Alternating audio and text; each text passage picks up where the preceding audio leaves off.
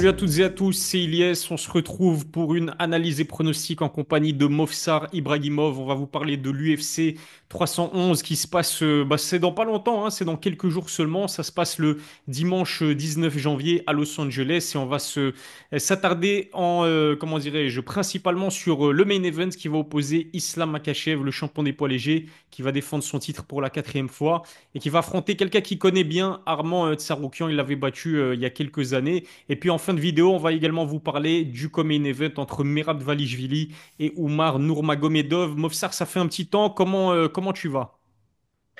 Ça va super et toi, frérot? Merci de m'accueillir encore une fois.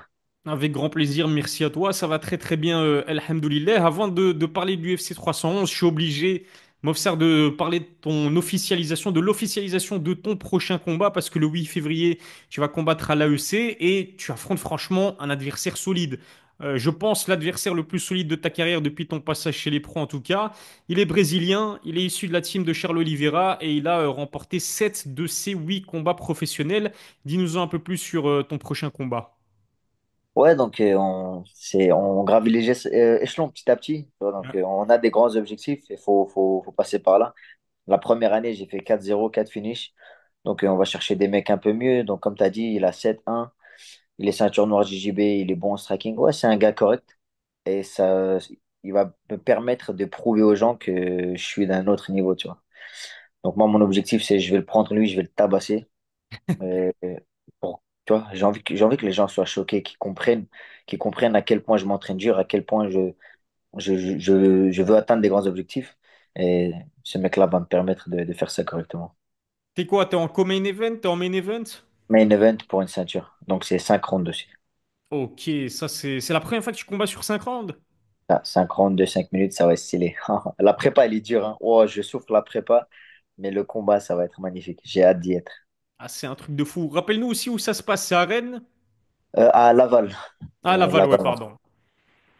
Du coup, rendez-vous à Laval, ça se passe donc le 8 février. Movsar affronte un Brésilien vraiment très très intéressant, 7-1 en carrière professionnelle, issu de la team Charles Oliveira. Est-ce que c'est possible, Movsar, que Charles Oliveira fasse le déplacement et soit dans son coin? Ben, en fait, Charles, il va être en remplacement pour Arman et Islam. Au cas où il y en a un des deux qui se blesse ou fait pas le poids, donc je pense pas qu'il sera là. Ah, ok, ok. Mais attends, mais il y a quand même quelques semaines d'intervalle, donc peut-être, allez, vends-nous du rêve, Movsar, c'est peut-être Peut-être, possible. peut-être, qui sait, peut-être. Rendez-vous en tout Charles, cas le 8 février pour le cinquième combat professionnel déjà de Movsar Ibrahimov. Ça s'annonce vraiment très très spectaculaire. Et moi, je te l'ai pas caché, hein, je te l'ai dit même en message privé, c'est ton combat qui me hype le plus parce que là, sans manquer de respect à tes précédents adversaires, mais c'est vraiment un adversaire intéressant. Je te souhaite en tout cas la victoire, ça c'est pas une surprise. Et n'oubliez pas de vous abonner en masse au compte Instagram de Movsar. Comme d'habitude, je mettrai le lien dans la description. On va rentrer dans le vif du sujet. Cette fois-ci, on va parler de l'UFC 311 qui se passe, comme je te l'ai dit, à Los Angeles. C'est le premier UFC numéroté de l'année. On aura droit au rematch entre Islam Makhachev et Arman Tsarukyan en combat principal. Comme main event, Merab Dvalishvili qui va défendre sa ceinture de champion chez les poids coqs contre Oumar Nurmagomedov. Et puis, on peut aussi parler du choc chez les lourds légers entre Jamal Hill et Yuri Prohaska. Est-ce que tu es hypé par cet UFC 311? ah ouais, très très hypé, surtout que je suis un gros fan de la team Khabib, etc. Donc il y en a plusieurs de leur équipe, surtout main comme main de ceinture. Là, chez les poids légers et les poids coqs, qui en plus c'est ma catégorie. Donc forcément très hypé. Les match-ups sont incroyables. Franchement, j'aime beaucoup le premier UFC numéroté de cette année, tu vois. Donc j'ai hâte d'y être, j'ai hâte de regarder ça. Ça va être vraiment lourd.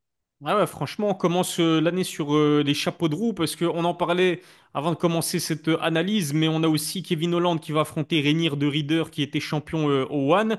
On a un combat chez les poids légers qui est plutôt intéressant, Binil Dariush contre Renato Moicano. On a le japonais prospect chez les bantamweight qui fait de plus en plus parler de lui, Rinya Nakamura qui affronte Mouin Gafurov. Je vais pas vous parler de tous les combats, mais franchement, il y a du lourd. Gelton Almeida, Sergey Spivak. Peyton Talbot qui a battu Yanis Guimouri contre Raoni Barcelos qui a été battu par Omar Nurmagomedov. Enfin bref, c'est vraiment une carte assez solide. Et le combat dont on va parler principalement, c'est évidemment le main event à Movsar. Islam Makhachev vs Armand Tsarukyan. C'est un rematch. Le premier combat, il s'est fait en 2019. À l'époque, je sais pas si tu es au courant, mais Tsarukyan faisait ses débuts à l'UFC. T'imagines, tu commences à l'UFC, tu tapes directement Islam qui, lui, de son côté, prenait part à son septième combat dans l'organisation. C'était une très belle opposition, plutôt rythmée, plutôt disputée, énormément de luttes et de phases au sol. J'imagine que tu as regardé ce combat à l'époque et est-ce que peut-être tu l'as rematé pour préparer cette analyse? Je l'ai regardé trois, quatre fois au total ce combat-là. Et je l'ai Ok. regardé encore là pour cette analyse. Mais c'est un combat que je regardais beaucoup à l'époque parce qu'il y a beaucoup de choses à en tirer en termes de scramble. Dans ce combat-là, je trouve que déjà, il faut savoir que c'était un short notice pour Arman. Sarukan, là, il prenait un short notice dans ce combat-là. Mais il est arrivé et il a fait quelque chose que les autres faisaient pas avant contre les Dagestanais, c'est-à-dire il a essayé de le lutter. Mhm.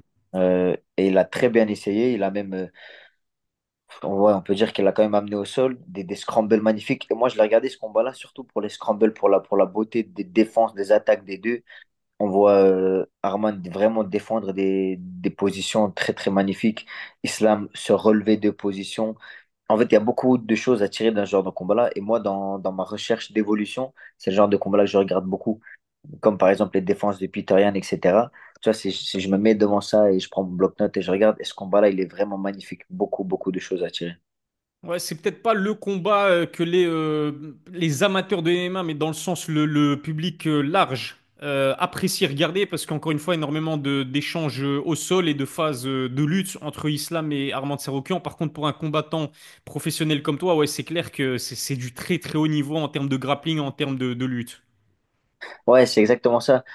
C'est vrai que si tu veux voir des gros chaos, des trucs, tu vas plutôt chercher des styles de striking où tu vas avoir des feux d'artifice, des knockdowns, des coups qui tapent fort. C'est vrai que c'est pas ce que tu trouves ici. Il y a pas beaucoup d'échanges en striking. Et moi, je pense que c'est dû au fait que Islam, il est au-dessus. Encore aujourd'hui, on va en parler, mais je trouve que Islam, il est bien au-dessus en striking. Et c'est pour ça que tu vois beaucoup d'échanges au sol. C'est vrai que ça plaît pas à tout le monde, mais ceux à qui ça plaît, ils ont eu de quoi se régaler dans ce combat-là. Ouais, les puristes du MMA sont vraiment régalés lors de ce premier combat entre Islam Makhachev et Arman Tsarukyan et c'est vrai qu'on va en parler peut-être un petit peu plus tard, notamment au niveau enfin, notamment au moment de donner nos pronostics, mais peut-être que ce deuxième combat-là sera vraiment différent par rapport au premier. Mais du coup, je l'ai pas dit, mais Islam Makhachev s'est imposé par décision unanime lors de ce premier combat. C'est vrai que bon, il est plus âgé que Arman et j'ai trouvé justement qu'il a affiché plus d'expérience, plus de maturité dans son jeu. Il était plus frais physiquement aussi.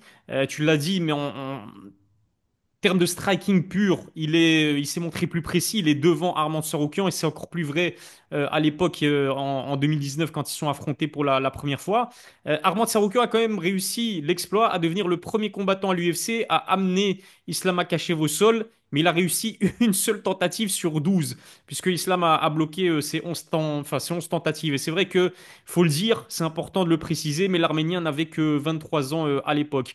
5 ans plus tard, donc, ils s'affrontent cette fois-ci pour la ceinture des poids légers. J'aimerais savoir, selon toi, Mofsar, lequel des deux a le plus progressé depuis 2019? Je pense qu'ils ont tous les deux progressé un peu à la même manière, voire même Islam un peu plus. Mhm, Pourquoi? Parce que dans l'arrivée de ce combat-là, j'ai regardé beaucoup d'interviews, beaucoup de podcasts, etc., qui parlent de ce combat-là. Et Islam, le MMA, c'est sa vie. Il fait tout le temps ça. Il raconte que même quand il est en vacances, il regarde des combats. Enfin, il s'entraîne au moins une fois par jour, tout le temps, à moins qu'il soit blessé. Qu'en entraînement, pas qu'en entraînement. Alors que la relation de Arman, c'est juste qu'il aime ça. mhm, Donc, lui, il a des vacances. Tu comprends? Leur relation elle est différente. Donc, celui qui s'entraîne plus, forcément, il va évoluer plus.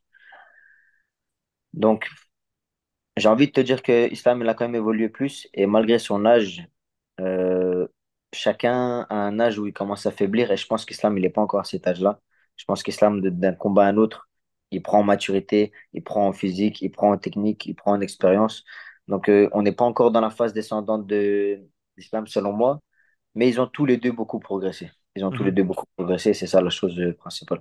Ouais, parce que Armand, il a 28 ans aujourd'hui, Islam, il en a 3 ans. C'est fou comment les années elles passent, hein. Je me souviens, il y a quelques années, je faisais des vidéos sur Islam quand il n'était pas encore champion et je disais que c'était l'un des top poids légers les plus jeunes. À l'époque, il avait même pas 30 ans. Aujourd'hui, il en a 33. Donc, encore une fois, le temps passe très vite. Et la preuve, c'est que depuis leur premier combat, Islam, il a disputé 9 combats. Il les a tous remportés. Et du côté d'Arman, eh bien, l'Arménien s'est montré légèrement plus actif. 10 combats. 9 victoires et une défaite, mais une défaite, on va dire, polémique contre Mateusz Gamrot, parce que franchement, c'était un combat extrêmement serré. Tu te souviens, là aussi, je parlais des scrambles entre Islam et Armand au premier combat, mais entre Armand et Mateusz Gamrot aussi, des scrambles, il y en a eu. Ouais, oh là là. Pour moi, celui au jour d'aujourd'hui, le combat dans lequel il y a le plus de choses à tirer en termes de défense et d'attaque de takedown, c'est ce combat-là de Gamrot contre Sarukan. Celui-là, il est magnifique. Oh, les rotations, les sorties de Gamrot, les défenses, les attaques de Sarukan, c'était vraiment magnifique. C'était un très très beau combat et c'est vrai qu'il était très serré, dur à juger, tu vois, c'est difficile de Mhm. juger ce genre de combat où tu vois qu'ils attaquent l'un l'autre chacun leur tour. T'as pas un chronomètre pour compter qui a dominé le plus de temps, tu vois, donc c'est difficile. Et ouais, c'est beaucoup de combats disputés de la part de Arman. Je trouve qu'il a été peut-être un peu moins dominant en globalité que Islam. Mhm. Islam, c'est quelqu'un de très dominant, souvent. Et c'est d'ailleurs pour ça que ça a fait autant polémique quand il a pas dominé contre Volkanovski la première fois.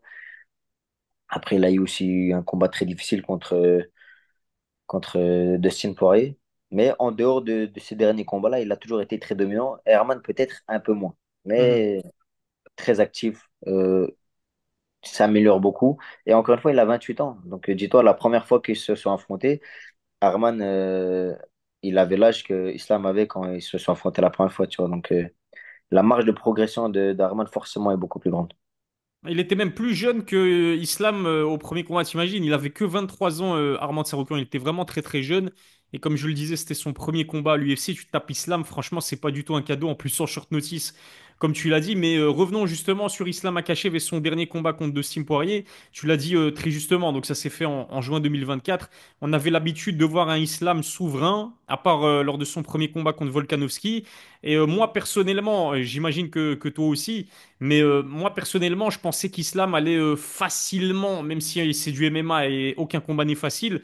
Mais en tout cas, je le voyais remporter ce combat dans les 2 premiers rounds, notamment par soumission, parce qu'on sait que Dustin Poirier, face à des bons grappleurs, il a du mal. On l'a vu se faire soumettre par Charles Oliveira, se faire soumettre également par Khabib, même si Khabib et Oliveira n'ont pas le même style qu'Islam. Mais en tout cas, je m'attendais pas à ce que ce soit aussi compétitif pour Islam face à Dustin Poirier. Au final, le champion en titre a conservé sa ceinture et il s'est imposé par soumission dans la 5e reprise. Mais Dustin Poirier lui a quand même montré que, il était encore un combattant de très haut niveau. En fait, ce qui est, à mon avis, le plus à tirer de ce combat-là, c'est que Dustin Poirier, il a bien fait ses devoirs. Il Ouais. a bien fait sa préparation. Surtout qu'il est passé par la phase Khabib d'abord. Par exemple, c'est quelque chose que moi, j'ai ressenti beaucoup dans... Je trouve que c'est dur de comprendre un style tant que tu n'y as pas goûté. Mhm. Et moi, je pensais avoir une très bonne défense de lutte, etc. parce que ça marchait bien en Europe. Quand je suis arrivé la première fois champion du monde, au championnat du monde, que je suis tombé sur un Dagestanais qui a commencé à me secouer dans tous les sens, j'ai compris qu'en fait, tu dois travailler différemment Mhm. pour des gens qui sont vraiment bons à ça. Donc, j'ai goûté à ça une fois et la deuxième fois, c'était beaucoup mieux. Sûrement, là, j'ai réussi à défendre, j'arrive à faire des choses. Et c'est comme ça, je pense que Dustin, il a goûté un truc, il a compris ce qu'il devait faire, il a compris qu'il devait beaucoup travailler. Et il est arrivé plus que préparé pour affronter Islam, qui a ce style un peu, c'est pas le même que Khabib, mais leur manière de lutte en chaîne, elle est un peu la même. Alors que Charles Oliveira, c'est complètement différent, c'est du jiu-jitsu, tu vois. Donc je pense qu'il a bien fait ses devoirs, qu'il a fait un gros combat, et personne s'y attendait, même pas Islam. Exactement. Je regardais par exemple dans les commentaires de la vidéo YouTube, donc puisque l'UFC a heureusement décidé de publier le combat entre Islam et Dustin sur leur chaîne, et je voyais un gars très justement dire que en fait Dustin a été surpris par le striking d'Islam et Islam a été surpris par la défense des amenés au sol de Dustin. Est-ce que tu trouves que c'est pas mal pour résumer ce combat-là? Ouais, c'est exactement ça. à cause de ce côté un peu dominant qu'ils ont eu en lutte, l'équipe de Khabib, les gens, ils ont un peu trop sous-estimé le striking de Islam. Alors que ce combat-là, il a été gagné dans le striking. Parce que même s'il l'avait pas soumis, Islam, il gagnait quand même ce combat. Mhm. Parce qu'il a un striking magnifique. Bon, il a des cicatrices, des trucs, mais c'est normal. Tu es dans un combat, ils étaient au dernier round, donc entre 20 et 25 minutes du combat. Donc forcément, tu vas prendre des coups, tu as des traces, etc. Mais le combat, il était gagné par Islam jusque-là. Donc il faut surtout pas sous-estimer le style d'Islam. Très, beaucoup de dégâts, middle kick, high kick, c'est un gaucher. Il a un très bon direct. Donc combattant très très complet. Et très très dur d'approcher ce genre de combat. Ouais, exactement, c'est vrai qu'on compare souvent Khabib à Islam. Islam, il est plus complet que Khabib, il prend plus de risques aussi, il a plus tendance à vouloir aller striker, mais parce que techniquement, franchement, le striking de Khabib et le striking d'Islam, ça n'a absolument rien à voir. C'est vrai qu'Islam est un bien meilleur striker, même s'il est peut-être pas aussi dominant et souverain que Khabib dans les phases au sol et dans la lutte.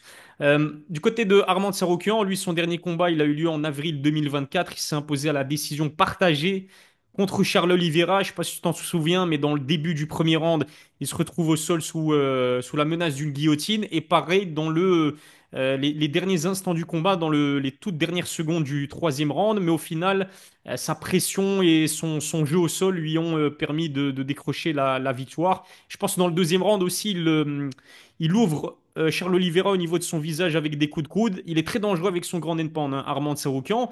Il s'est imposé, mais je t'avoue que, un peu à l'image d'Islam Makhachev vs Dustin Poirier, moi qui suis pourtant un fan absolu de Charles Oliveira, je m'attendais à une victoire plus souveraine et plus dominante d'Armand Tsarukyan. Je pense qu'il y a plusieurs choses qu'on peut dire sur ce combat-là. Je dirais qu'un peu à la manière de Dustin Poirier, Charles, il a goûté au style Mhm, d'Islam. Tu vois, donc il le prépare un peu à Armand. Ensuite, je trouve que Armand, il est moins sans faille que Islam. D'ailleurs, il parlait dans un podcast que j'ai écouté là il y a 2 jours. Il disait, quand j'étais pris dans la guillotine de Charles, le game plan, il s'est fini dans ma tête. En fait, il parlait de son combat. Il disait, ouais, qu'est-ce que tu penses que ça va être le game plan de Islam et tout? Il a dit, quand je vais lui mettre un coup dans une patate dans la bouche, il va oublier son game plan. Comme mhm. moi, j'ai oublié le game plan quand Charles m'a attrapé la gorge. Donc, ça veut dire qu'il a été dans des moments, il a été dans des moments très, très difficiles quand on le voit enlever les jambes de Charles alors qu'il a sa gorge, il était pas loin de s'endormir. Ça montre son caractère, mais le problème, c'est que tu arrives face à quelqu'un qui a du caractère. Islam aussi, il a beaucoup de caractère. Et dans ce genre de combat-là, c'est le cardio, la détermination, ce que tu as mis dans ce combat-là qui va déterminer le vainqueur. Donc voilà, je pense que déjà Charles, il arrive préparé, mais en même temps, je vois un Arman un peu moins sans faille. C'est le mot que je vais utiliser, un peu moins sans faille que Islam. Parce que quand tu le regardes, tu as l'impression que ces mecs-là, tu les affrontes, tu te dis, ouais, striking, c'est chaud, Mhm. lutte, c'est chaud, grappling, c'est chaud. Il y a ce genre de profil qui émerge de plus en plus dans le MMA, qui est moderne, tu vois, parce que c'est moins des spécialistes d'une seule catégorie. Les combattants sont vraiment forts partout. Et c'est les combattants sans faille, et je vois un peu moins complet Arman. C'est ça que je dirais qui ressort de ce combat-là. Ouais, c'est très très pertinent ce que tu dis. Justement, là maintenant, je voulais qu'on parle un petit peu de leur style, mais t'as tout parfaitement bien résumé. C'est vrai qu'Islam, c'est le combattant de MMA moderne. Il est très complet parce qu'il est aussi à l'aise debout qu'au sol. Il a une très bonne gestion de la distance, des bons basiques en anglaise, des kicks dangereux. On l'a vu poser des soucis à Dustin Poirier et à Charles Oliveira debout. Et on sait que Poirier et Oliveira font partie des meilleurs strikers dans la catégorie des poids légers. On va pas parler de sa lutte, de son sol qui reste évidemment ses armes de prédilection, puisqu'il est issu de l'école dagestanaise, même si, comme je l'ai dit, il est peut-être moins dominateur que Khabib, mais en tout cas, il est très complet. Ce qui n'est peut-être pas le cas de Tsarukyan, qui lui est principalement un lutteur, même si on a vu qu'il commençait progressivement à progresser justement avec son anglaise.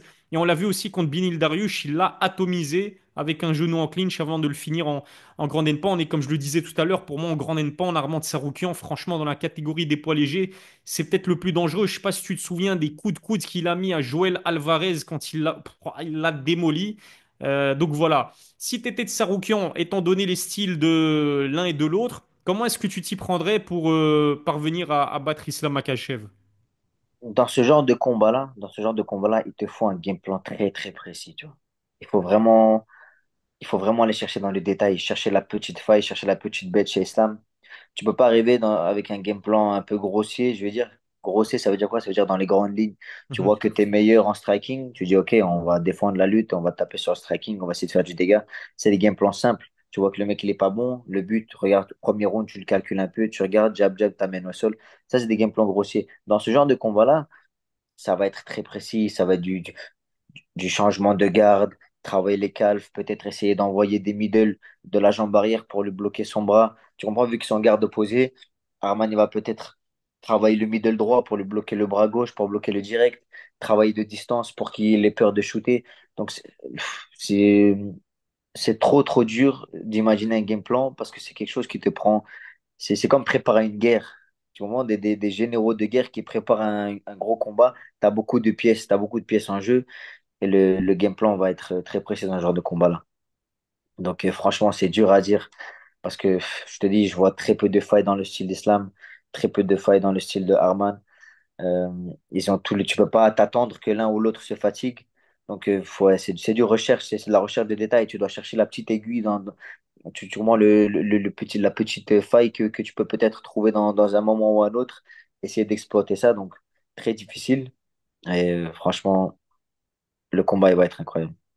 Ah, là, tu nous as hypé comme pas possible. Et c'est vrai, tu fais bien de le préciser. Islam est gaucher, Armand est droitier. Donc, ça peut valoir son pesant d'or. On sait que des gauchers de la qualité d'Islam. Déjà, un gaucher basique, c'est très dur à trouver dans les salles. C'est pas impossible, hein. Il y en a, mais je veux dire, c'est pas ce qui court les rues. Alors, encore plus un gaucher de la qualité d'Islam Makhachev. Bonne chance. Je sais pas si t'as. Enfin, ouais, d'office, t'as vu ça, mais Armand a dit que il avait une arme secrète pour déstabiliser et battre Islam. Selon toi, qu'est-ce que ça peut être? Je sais pas si t'as peut-être une idée. Franchement, dur à dire. Franchement, je sais pas. Je sais pas. Je t'avoue que d'habitude, quand tu me poses ce genre de questions-là, la réponse, elle me vient facilement. Mais là, si j'imagine là directement affronter Islam, à part travailler ce qui marche de base contre quelqu'un qui risque de lutter ou quelqu'un qui risque qui est un bon striker en gaucher, c'est-à-dire travailler de la jambe arrière. Si tu es dangereux avec ta jambe arrière, il peut pas trop envoyer le bras arrière parce que s'il envoie au mauvais moment, il va prendre un Mhm. middle qui risque de couper la respiration. Travailler sur les genoux, sur les amener au sol. À part ça, je vois pas parce que même en clinch, dans les positions de clinch, Islam, avec son background de judo, il est très dangereux. D'ailleurs, dans le premier combat, on voit une balayette du judo qu'il met à Arman, c'est magnifique. Donc, Premier round, je crois, ouais. ouais, c'est ça. Très peu de failles dans le style. Donc, franchement, même moi, j'ai vu qu'il a dit il a une arme contre Islam. Je suis curieux de voir ce que ça va être.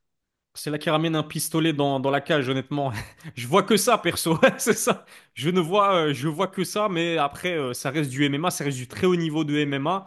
Et donc, enfin, ça peut pencher d'un côté comme de l'autre. Et justement, Movsar, avant de parler du Common Event entre Merab Dvalishvili et Oumar Nurmagomedov, donne-nous déjà tes pronostics pour ce combat principal entre Islam Makhachev et Arman Tsarukyan. Je pense que vous l'aurez compris. Je pense qu'Islam va gagner. Euh, 5 rounds, c'est long, donc j'ai du mal à. Islam, il est vraiment dangereux sur ses dards. Mhm. Franchement, je vois Islam peut-être gagner par soumission au quatrième, quelque chose comme ça. Je pense que c'est difficile de mettre quelqu'un de physique et de compact comme Arman. C'est dur de le mettre KO. Je pense qu'il va gagner peut-être par soumission à l'usure au quatrième. Mais je tiens quand même à préciser que c'est un combat de MMA contre deux athlètes très forts et je le vois en 60-40. Donc c'est très difficile de prévoir exactement. N'importe lequel des deux peut gagner, mais je pense quand même, je penche pour Islam. Ouais. Je pense, si je ne dis pas, non, je ne dis pas de bêtises, mais en fait, c'est la première fois qu'Armand Tsarukyan va combattre sur 5 rounds. Donc, lors du premier combat, on l'avait vu montrer des signes de fatigue dans le troisième round, mais c'était il y a des années. Encore une fois, on l'a dit. Il a progressé depuis, il a pris en maturité, il a pris de l'expérience. Donc, à mon avis, il sera prêt physiquement. D'ailleurs, faut voir le physique d'Islam et d'Armand Tsarukyan. J'ai du mal à m'imaginer enfin, comment ils font pour arriver à 70 kilos à la pesée. C'est vraiment des Golgoth et des mastodontes. Mais pour revenir au pronostic, moi aussi, je vois Islam s'imposer, mais je le vois s'imposer sur décision, parce qu'Armand Tsarukyan va être difficile à mettre KO. Il est plutôt solide. À soumettre, ben, on a vu contre Charles Oliveira qu'il avait du mental, il avait de la ressource et il pouvait scramble et renverser les positions. même dans une position justement défavorable. Donc j'ai du mal à voir Armand Tsarukyan se faire soumettre ou se faire mettre KO. Mais j'ai du mal aussi à voir Islam perdre ce combat parce que, comme on l'a dit, il est très complet, très intelligent. Il a l'expérience d'un champion et il a montré contre Dustin Poirier et contre Alexander Volkanovski aussi qu'il pouvait aller à la guerre. Et donc, je pronostique une victoire sur décision pour Islam Makhachev. On va passer donc au main event. C'est impossible de ne pas parler de ce Merab Valishvili vs Oumar Nurmagomedov. On a d'un côté le Géorgien qui est champion chez les poids coqs, et puis de l'autre le cousin de Khabib et le frère de d'Ousmane Nurmagomedov qui lui est champion au Bellator. Franchement, les Nurmagomedov, c'est un truc de malade, hein. C'est vraiment une anomalie, c'est une famille vraiment très dangereuse. Merab, lui, il roule sur la catégorie depuis 2018, figure-toi, Movsar. 2018, c'est le dernier combat de MMA qu'il a perdu. Et depuis, il reste sur que des victoires, dont 4 victoires consécutives contre des anciens champions. José Aldo, Peter Yan, Henry Cejudo, Sean O'Malley. Et puis, en ce qui concerne Oumar Nurmagomedov, lui, il est invaincu tout court, 18 combats, 18 victoires. Il est très complet, il a tout pour devenir une star dans la catégorie. Moi, personnellement, c'est le combat que j'attends avec le plus d'impatience dans cette UFC 311. Franchement, moi aussi. Surtout que c'est ma catégorie de poids, encore une fois. En plus. Moi, ce qui me hype plus dans ce combat-là, c'est pas tellement le côté technique, mais c'est le trash talk un peu. Mhm. Si t'as suivi un peu, on voit que Omar, il est vraiment dans la tête de Merab. Ouais. Merab, il a la haine. Et je t'avoue, j'ai un peu du mal. La Merab, il m'a un peu saoulé dans l'arrivée de ce combat-là. Respect. Qu'est-ce que tu racontes, tu vois? Il y a personne qui t'a manqué de respect. Donc, j'espère franchement que Omar va le gonfler. Surtout, surtout qu'il est marrant et tout, tu vois, mais j'aime pas trop son style. Moi, vraiment, le style de Merab, j'aime pas du tout. La manière dont il a battu Peter Yan, je l'ai encore en travers de la gorge. Ah ouais. Ouais, je suis vraiment dégoûté parce que je trouve qu'il a saboté Peter Yan à faire 50 tentatives de takedown par round. Donc, ouais, le combat, il me hype. Euh, Tant que ça fait parler, que ça soit en bien ou en mal, c'est ce qui compte pour les promoteurs. Donc, j'ai hâte de voir ça. Exactement. Et pendant que tu disais ça, je suis en train de regarder, parce que je me souviens plus du nombre d'amenés au sol qu'il a tenté Merab contre Peter Yan. Tu sais combien il en a tenté, mais c'est un truc de malade. En fait, j'y crois même pas. Tu sais combien de takedowns il a tenté pendant le combat, Movsar, contre Peter Yan? Combien? Essaie d'estimer vite fait comme ça. Je sais pas, 50? 49. 49, ouais. 49 tentatives d'amener au sol, c'est du jamais vu. Il me semble que c'est un record absolu. Même Khabib, il pouvait pas En, faire ça, hein. en 15 minutes? Ouais, attends, c'était 15 minutes ou c'était 25 minutes? Attends. Ça, il faut que je retrouve ça.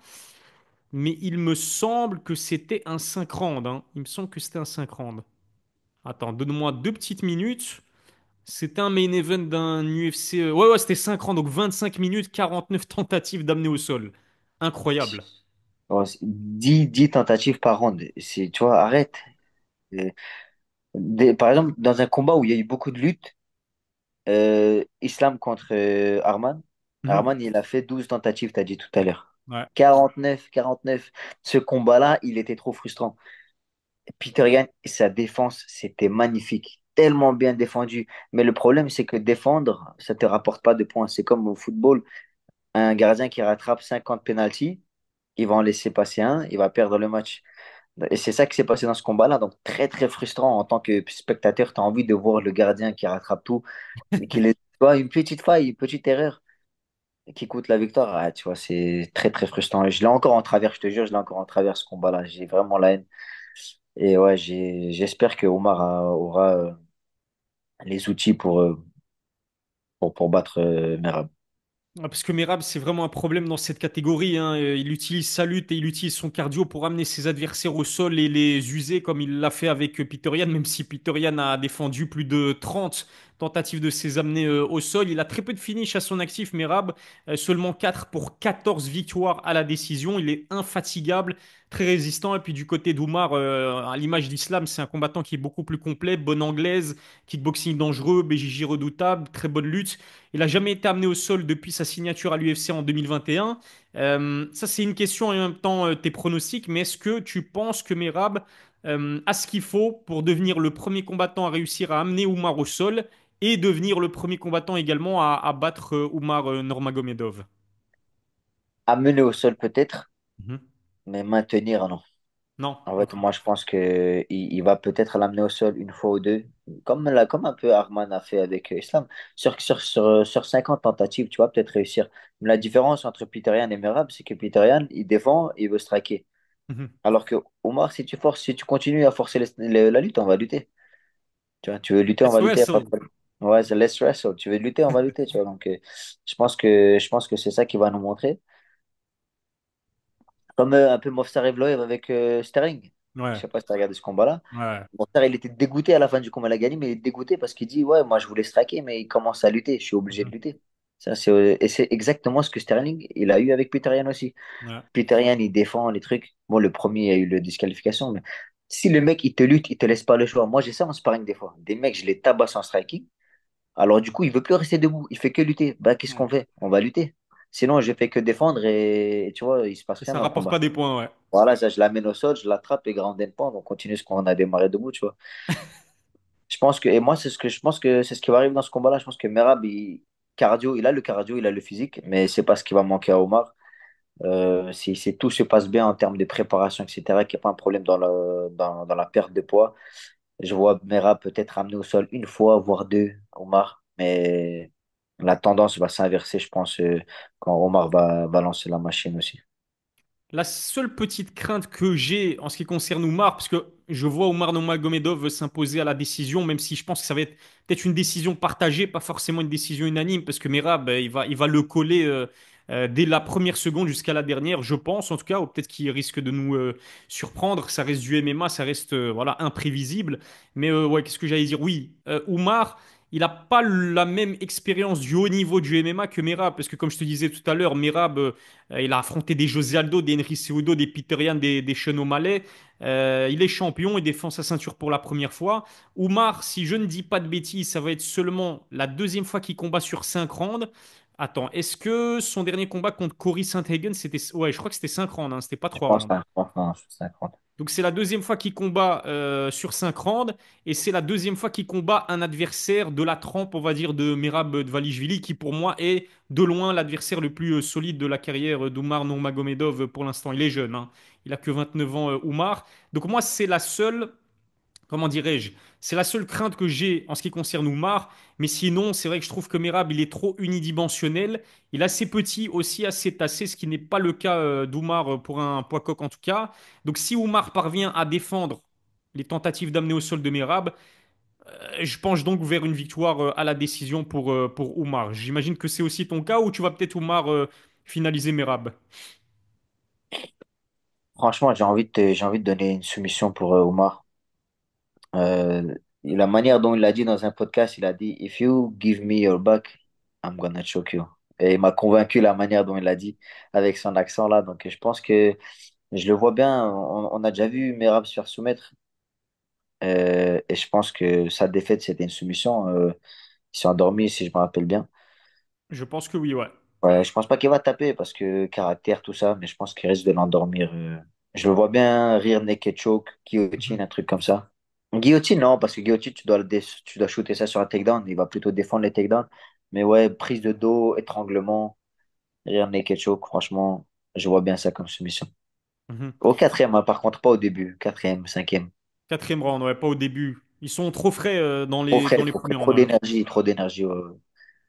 Et t'avais raison, ouais, la seule défaite de Merab à l'UFC. Attends, attends, non, non, qu'est-ce que je raconte? La dernière défaite de Merab à l'UFC, c'était en 2018, donc contre Ricky Simon, et c'était via guillotine, donc via soumission. En tout cas, voilà, merci Mofsar pour cette analyse et nos pronostics. Donnez-nous vos pronostics dans les commentaires. Abonnez-vous à ma chaîne, activez la cloche pour recevoir les notifications, lâchez un pouce bleu, ça fait toujours plaisir. Allez soutenir massivement Mofsar sur ses réseaux sociaux avant son prochain combat, le cinquième de sa carrière professionnelle, qui se passe le 8 février face à un Brésilien plutôt intéressant. Mofsar, on se dit à la prochaine pour une nouvelle analyse. D'ici là, prends soin de toi et bonne prépa.